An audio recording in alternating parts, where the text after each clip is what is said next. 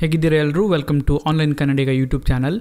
ಈ ವಿಡಿಯೋದಲ್ಲಿ ನಾನು ನಿಮಗೆ ಈಸಿಯಾಗಿ ನೆನಪಿರುವಂಥ ಸ್ಟ್ರಾಂಗ್ ಸೆಕ್ಯೂರ್ ಆದ ಪಾಸ್ವರ್ಡನ್ನು ಹೇಗೆ ಕ್ರಿಯೇಟ್ ಮಾಡ್ಬೋದು ಅಂತ ತೋರಿಸಿಕೊಡ್ತೇನೆ. ಮತ್ತು ಈ ವಿಡಿಯೋದಲ್ಲಿ ನಾವೇನು ಪಾಸ್ವರ್ಡ್ ಕ್ರಿಯೇಟ್ ಮಾಡೋ ಮೆಥಡನ್ನು ನಾನು ಹೇಳಿಕೊಡ್ತೇನೆ. ಆ ಮೆಥಡಲ್ಲಿ ಕ್ರಿಯೇಟ್ ಮಾಡಿದ ಪಾಸ್ವರ್ಡ್ ನಿಮಗೆ ತುಂಬ ಈಸಿಯಾಗಿ ನೆನಪಿರುತ್ತೆ. ಒಂದು ವೇಳೆ ಯಾರಾದರೂ ನಿಮ್ಮ ಪಾಸ್ವರ್ಡನ್ನು ಗೆಸ್ ಮಾಡಲಿಕ್ಕೆ ಟ್ರೈ ಮಾಡ್ತಾಯಿದ್ರೆ ಅವರಿಗೆ ಅದು ತುಂಬ ಕಷ್ಟ ಆಗುತ್ತೆ. ಒಂದು ಸ್ಟ್ರಾಂಗ್ ಪಾಸ್ವರ್ಡ್ ಇರುವುದು ಎಷ್ಟು ಇಂಪಾರ್ಟೆಂಟ್ ಅಂದರೆ, ಈ ಸ್ಟ್ರಾಂಗ್ ಪಾಸ್ವರ್ಡ್ ನಿಮ್ಮ ಯಾವುದೇ ಅಕೌಂಟನ್ನು ಇನ್ನೊಬ್ಬರು ಯೂಸ್ ಮಾಡೋದ್ರಿಂದ ಸೇವ್ ಮಾಡುತ್ತೆ ಮತ್ತು ಇದರಿಂದಾಗಿ ನಿಮ್ಮ ಡಾಟಾ ಮತ್ತು ನಿಮ್ಮ ಪ್ರೈವೇಸಿ ಎರಡೂ ಕೂಡ ಸೇಫ್ ಆಗಿರುತ್ತೆ. ಅದರಿಂದ ನೀವು ಯಾವತ್ತೂ ಯಾವ ರೀತಿಯ ಪಾಸ್ವರ್ಡನ್ನು ಯೂಸ್ ಮಾಡಬೇಕಂದ್ರೆ, ಪಾಸ್ವರ್ಡ್ ನಿಮಗೆ ತುಂಬ ಈಸಿಯಾಗಿ ನೆನಪಿರಬೇಕು ಮತ್ತು ಯಾರಾದರೂ ಅದನ್ನು ಗೆಸ್ ಮಾಡಲಿಕ್ಕೆ ಟ್ರೈ ಮಾಡ್ತಾಯಿದ್ರೆ ಅದು ಅವರಿಗೆ ತುಂಬ ಕಷ್ಟ ಆಗಬೇಕು. ಯಾಕಂದರೆ ನಾವು ಕಾಮನ್ ಆಗಿ ಕೆಲವರು ಯೂಸ್ ಮಾಡೋ ಪಾಸ್ವರ್ಡ್ ಬಗ್ಗೆ ಮಾತಾಡ್ತಾ ಹೋದರೆ ಕೆಲವರ ಪಾಸ್ವರ್ಡಲ್ಲಿ ಕೆಲವು ವರ್ಡ್ಸ್ ಇರುತ್ತೆ. ಫಾರ್ ಎಕ್ಸಾಂಪಲ್, ಕೆಲವರ ಪಾಸ್ವರ್ಡೇ ಪಾಸ್ವರ್ಡ್ ಅಂತ ಆಗಿರುತ್ತೆ ಅಥವಾ ಸೀಕ್ರೆಟ್ ಅಂತ ಆಗಿರುತ್ತೆ ಅಥವಾ ಇನ್ನಿತರ ಯಾವುದೇ ಒಂದು ಡಿಕ್ಷನರಿ ವರ್ಡ್ಸ್ ಇರ್ಬೋದು ಅದಾಗಿರುತ್ತೆ. ಮತ್ತು ಇನ್ನು ಕೆಲವರ ಪಾಸ್ವರ್ಡ್ ಬಗ್ಗೆ ಮಾತಾಡೋದಾದರೆ ಅದರಲ್ಲಿ ಯಾವುದಾದ್ರು ಒಂದು ಪ್ಲೇಸ್ ನೇಮ್ ಇರುತ್ತೆ, ಅವರು ಹುಟ್ಟಿದ ಪ್ಲೇಸ್ ನೇಮ್ ಇರ್ಬೋದು, ಅವರ ಫಾದರ್ ಮದರ್ ನೇಮ್ ಇರ್ಬೋದು ಅಥವಾ ಯಾವುದೇ ರಿಲೇಟಿವ್ ಅವ್ರದ್ದು ನೇಮ್ ಇರ್ಬೋದು ಅಥವಾ ಕೆಲವರು ಪಾಸ್ವರ್ಡಲ್ಲಿ ಮೊಬೈಲ್ ನಂಬರ್ಸ್ ಇರುತ್ತೆ. ಮತ್ತು ಇನ್ನು ಕೆಲವರ ಪಾಸ್ವರ್ಡಲ್ಲಿ ಕೀಬೋರ್ಡಿನ ಕಾಂಬಿನೇಷನ್ ಇರುತ್ತೆ, ಮೊಬೈಲ್ ಅಥವಾ ಕೀಬೋರ್ಡ್ ಕಾಂಬಿನೇಷನ್ ಇರುತ್ತೆ. ಫಾರ್ ಎಕ್ಸಾಂಪಲ್ QWERTY ಅಂತ ಇರ್ಬೋದು ಅಥವಾ 1 2 3 4 5 6 ಅಂತ ಇರ್ಬೋದು. ಈ ರೀತಿಯ ಕೆಲವು ಪಾಸ್ವರ್ಡನ್ನು ಜನ ಯೂಸ್ ಮಾಡ್ತಾರೆ. ಬಟ್ ಪ್ರಾಬ್ಲಮ್ ಏನಂದರೆ, ಈ ರೀತಿಯ ಪಾಸ್ವರ್ಡ್ ಇದ್ದರೆ ಯಾರಾದರೂ ನಿಮ್ಮ ಅಕೌಂಟನ್ನು ಯೂಸ್ ಮಾಡಲಿಕ್ಕೆ ಟ್ರೈ ಮಾಡಿದರೆ ಅವರಿಗೆ ಗೆಸ್ ಮಾಡಲಿಕ್ಕೆ ತುಂಬ ಸುಲಭ ಆಗುತ್ತೆ. ಯಾರಾದರೂ ಪಾಸ್ವರ್ಡನ್ನು ಗೆಸ್ ಮಾಡಲಿಕ್ಕೆ ಟ್ರೈ ಮಾಡ್ತಾಯಿದ್ರೆ ಒಂದು ವೇಳೆ ಅವರಿಗೆ ನಿಮ್ಮ ಬಗ್ಗೆ ಸ್ವಲ್ಪ ಇನ್ಫಾರ್ಮೇಷನ್ ಗೊತ್ತಿದ್ದರೂ ಕೂಡ ಅವರು ನಿಮ್ಮ ಪಾಸ್ವರ್ಡನ್ನು ಸಕ್ಸಸ್ಫುಲಿ ಕ್ರ್ಯಾಕ್ ಮಾಡುವ ಚಾನ್ಸ್ ಇರುತ್ತೆ. ಸೊ ಆದ್ದರಿಂದ ನೀವೊಂದು ಸ್ಟ್ರಾಂಗ್ ಸೆಕ್ಯೂರ್ ಪಾಸ್ವರ್ಡನ್ನು ಕ್ರಿಯೇಟ್ ಮಾಡಬೇಕು. ಅದು ನಿಮಗೆ ತುಂಬ ಈಸಿಯಾಗಿ ನೆನಪಿರುವಂಥದ್ದು ಇರಬೇಕು. ಬೇರೆ ಯಾರಾದರೂ ಅದನ್ನು ಗೆಸ್ ಮಾಡಲಿಕ್ಕೆ ಟ್ರೈ ಮಾಡ್ತಾಯಿದ್ರೆ ಅವ್ರಿಗೆ ತುಂಬ ಕಷ್ಟ ಆಗಬೇಕು. ಸರಿ, ನಿಮ್ಮ ಪಾಸ್ವರ್ಡ್ ಹೇಗಿರಬೇಕಪ್ಪ ಅಂದರೆ, ನಿಮ್ಮ ಪಾಸ್ವರ್ಡಲ್ಲಿ ಆಲ್ಫಾಬೆಟಿಕಲ್ ಕ್ಯಾರೆಕ್ಟರ್ಸ್ ಇರಬೇಕು, ಅಪ್ಪರ್ ಕೇಸ್ ಕ್ಯಾರೆಕ್ಟರ್ ಇರಬೇಕು ಮತ್ತು ಲೋವರ್ ಕೇಸ್ ಕ್ಯಾರೆಕ್ಟರ್ಸ್ ಇರಬೇಕು. ಮತ್ತು ಅದ್ರ ಮಧ್ಯದಲ್ಲಿ ಯಾವುದಾದ್ರೂ ಕೆಲವು ನಂಬರ್ ಇರಬೇಕು ಮತ್ತು ಕೆಲವು ಸಿಂಬಲ್ಸ್ ಕೂಡ ಇರಬೇಕು. ಮತ್ತು ನಿಮ್ಮ ಪಾಸ್ವರ್ಡು ಅಟ್ಲೀಸ್ಟ್ ಒಂದು 8 ರಿಂದ 10 ಡಿಜಿಟ್ ಅಷ್ಟು ಲಾಂಗ್ ಆದರೂ ಇರಬೇಕು. ಅಟ್ಲೀಸ್ಟ್ ಮಿನಿಮಮ್ ಆಗಿ 8 ರಿಂದ 10 ಡಿಜಿಟ್ ಲಾಂಗ್ ಇರಬೇಕು.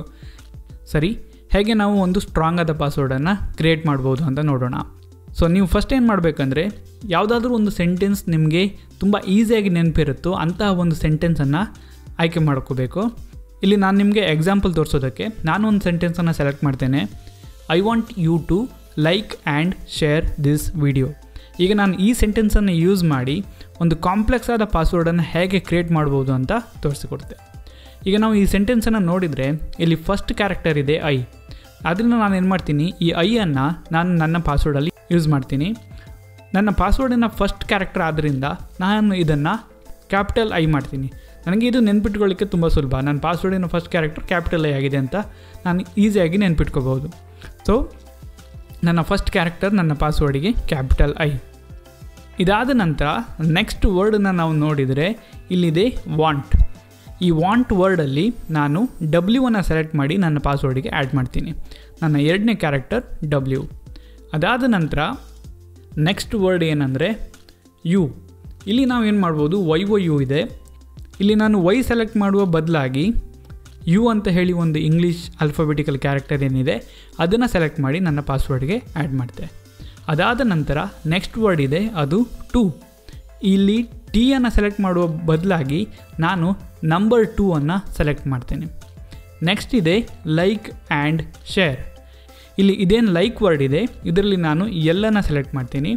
ಮತ್ತು ಇಲ್ಲಿ ಲೈಕ್ ಮತ್ತು ಶೇರ್ ಅಂತ ಇದೆ, ಅದು ನಾವು ಕಾಮನ್ ಆಗಿ ಯೂಸ್ ಮಾಡೋದು. ಅದರಿಂದ ನಾನು ಈ ಲೈಕಲ್ಲಿ ಎಲ್ ಕ್ಯಾರೆಕ್ಟರ್ನ ಏನು ಸೆಲೆಕ್ಟ್ ಮಾಡಿದ್ದೀನಿ ಇದನ್ನು ನಾನು ಕ್ಯಾಪಿಟಲ್ ಎಲ್ ಮಾಡಿ ನನ್ನ ಪಾಸ್ವರ್ಡ್ಗೆ ಆ್ಯಡ್ ಮಾಡ್ತೆ. ನಂತರ ಇದೆ ಆ್ಯಂಡ್.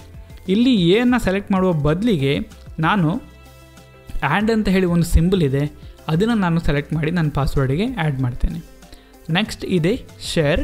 ನಾನು ಮೊದಲೇ ಹೇಳ್ದಂಗೆ ಲೈಕ್ ಮತ್ತು ಶೇರ್ ಇದೆ, ಆದ್ದರಿಂದ ನಾನು ಈ ಶೇರಲ್ಲಿ ಎಸ್ಸನ್ನು ಸೆಲೆಕ್ಟ್ ಮಾಡ್ತೀನಿ ಮತ್ತು ನಾನು ಇದನ್ನು ಕ್ಯಾಪಿಟಲ್ ಎಸ್ ಮಾಡ್ತೀನಿ. ಅದಾದ ನಂತರ ಇಲ್ಲಿ ಇದೆ ದಿಸ್ ಅಂತ ಇದೆ, ನಾನು ಇಲ್ಲಿ T ಯೂಸ್ ಮಾಡ್ತೀನಿ. ನೆಕ್ಸ್ಟ್ ವರ್ಡ್ ಇದೆ ವಿಡಿಯೋ, ನಾನು ಇಲ್ಲಿ V ಯೂಸ್ ಮಾಡ್ತೀನಿ. ಈಗ ನೀವು ನೋಡಿದರೆ ನನ್ನ ಪಾಸ್ವರ್ಡ್ ಇದನ್ನು ನಾನು ಈಸಿಯಾಗಿ ನೆನ್ಪಿಟ್ಕೋಬಹುದು. ಆದರೆ ಯಾರಾದರೂ ಇದನ್ನು ಗೆಸ್ ಮಾಡಲಿಕ್ಕೆ ಟ್ರೈ ಮಾಡಿದರೆ ಅವರಿಗೆ ತುಂಬ ಕಷ್ಟ ಆಗುತ್ತೆ. ಇಲ್ಲಿ ನೀವು ನನ್ನ ಪಾಸ್ವರ್ಡ್ ನೋಡಿದರೆ ಇದು ಯಾವುದೇ ಮೊಬೈಲ್ ನಂಬರ್ ಅಲ್ಲ, ಯಾವುದೇ ಜಾಗದ ನೇಮ್ ಅಲ್ಲ, ಡಿಕ್ಷನರಿ ವರ್ಡ್ಸ್ ಅಲ್ಲ, ಏನೂ ಅಲ್ಲ. ಇನ್ನೊಂದು ವಿಷಯ ಏನಂದರೆ, ನೀವು ನಿಮ್ಮ ಪಾಸ್ವರ್ಡ್ಗೆ ಏನು ಸೆಂಟೆನ್ಸ್ ಸೆಲೆಕ್ಟ್ ಮಾಡ್ತೀರಾ, ನಿಮ್ಗೆ ಯಾವ ಸೆಂಟೆನ್ಸ್ ಈಸಿ ಆಗುತ್ತೋ ಅದನ್ನು ಸೆಲೆಕ್ಟ್ ಮಾಡಿ. ಮತ್ತು ಆ ಸೆಂಟೆನ್ಸಲ್ಲಿ ಏನು ಪರ್ಟಿಕ್ಯುಲರ್ ಕಾಂಬಿನೇಷನನ್ನು ನೀವು ಸೆಲೆಕ್ಟ್ ಮಾಡ್ತೀರಾ, ಅದರಲ್ಲಿ ನಿಮಗೆ ಯಾವುದು ಈಸಿ ಆಗುತ್ತೋ, ಯಾವ್ದು ನೆನ್ಪಿಟ್ಕೊಳ್ಳಿಕ್ಕೆ ಈಸಿ ಆಗುತ್ತೋ ಆ ರೀತಿಯ ಕಾಂಬಿನೇಷನನ್ನು ಸೆಲೆಕ್ಟ್ ಮಾಡಿ. ನಾನಿಲ್ಲಿ ಮಾಡಿದಾಗೆ ನೀವು ಮಾಡಬೇಕಂತ ಏನಿಲ್ಲ. ಮತ್ತು ಇನ್ನೊಂದಂದರೆ, ನೀವು ಒಂದು ಸಲ ಪಾಸ್ವರ್ಡನ್ನು ಕ್ರಿಯೇಟ್ ಮಾಡಿ ಆದಮೇಲೆ ನಿಮ್ಮ ಸೆಂಟೆನ್ಸನ್ನು ಅಥವಾ ನಿಮ್ಮ ಪಾಸ್ವರ್ಡನ್ನು ಎಲ್ಲೂ ಬರೆದಿಟ್ಕೋಬೇಡಿ ಮತ್ತು ಯಾರಿಗೂ ಅದನ್ನು ಹೇಳಬೇಡಿ. ಒಂದು ವೇಳೆ ನಿಮ್ಮ ಅಕೌಂಟಲ್ಲಿ ನೀವು ನಾನು ಮೊದಲು ಹೇಳಿದಾಗೆ ಆ ಮೊಬೈಲ್ ನಂಬರ್ಸ್, ಪ್ಲೇಸ್ ನೇಮ್ ಅಥವಾ ಇದ್ಯಾವುದೇ ರೀತಿಯ ಗೆಸ್ ಮಾಡಲಿಕ್ಕೆ ಈಸಿ ಆಗುವಂಥ ಯಾವುದಾದ್ರು ಪಾಸ್ವರ್ಡ್ ಇದ್ದಿದ್ದರೆ ಅದನ್ನು ಕೂಡಲೇ ಚೇಂಜ್ ಮಾಡಿ ಮತ್ತು ಈಗೇನು ನಾನು ಮೆಥಡ್ ಹೇಳಿದೆ ಅದನ್ನು ಯೂಸ್ ಮಾಡಿ ಒಂದು ಕಾಂಪ್ಲೆಕ್ಸ್ ಆಗಿ ತೋರುವಂತಹ ಒಂದು ಪಾಸ್ವರ್ಡನ್ನು ಕ್ರಿಯೇಟ್ ಮಾಡಿ. ಒಂದು ವೇಳೆ ನಿಮಗೆ ಈ ವಿಡಿಯೋ ಇಷ್ಟ ಆಗಿದ್ದರೆ ಇದನ್ನು ಲೈಕ್ ಮಾಡಿ, ನಿಮ್ಮ ಫ್ರೆಂಡ್ಸ್ ಜೊತೆ ಶೇರ್ ಮಾಡಿ ಮತ್ತು ನನ್ನ ಯೂಟ್ಯೂಬ್ ಚಾನಲ್ಗೆ ಸಬ್ಸ್ಕ್ರೈಬ್ ಮಾಡಿ. ಇದರಿಂದ ಏನಾಗುತ್ತೆ ಅಂದರೆ, ನಾನು ಯಾವಾಗಲಾದರೂ ಹೊಸ ವೀಡಿಯೋನ ಅಪ್ಲೋಡ್ ಮಾಡಿದಾಗ ನಿಮಗೆ ಒಂದು ಇಮೇಲ್ ಬರುತ್ತೆ, ನಿಮಗೆ ಫ್ರೀಯಾಗಿ ಒಂದು ನೋಟಿಫಿಕೇಷನ್ ಸಿಗುತ್ತೆ. ನೀವು ಡೈರೆಕ್ಟಾಗಿ ನಾವು ಅಪ್ಲೋಡ್ ಮಾಡಿದ ವೀಡಿಯೋನ ನೋಡ್ಬೋದು. ಸೊ ವೀಡಿಯೋನ ನೋಡಿದ್ದಕ್ಕೆ ತುಂಬ ಥ್ಯಾಂಕ್ ಯು. ನಿಮ್ಮ ಫ್ರೆಂಡ್ಸ್ ಜೊತೆ ಶೇರ್ ಮಾಡಿ. ನಾನು ನಿಮಗೆ ನೆಕ್ಸ್ಟ್ ವೀಡಿಯೋದಲ್ಲಿ ಸಿಗ್ತೆ.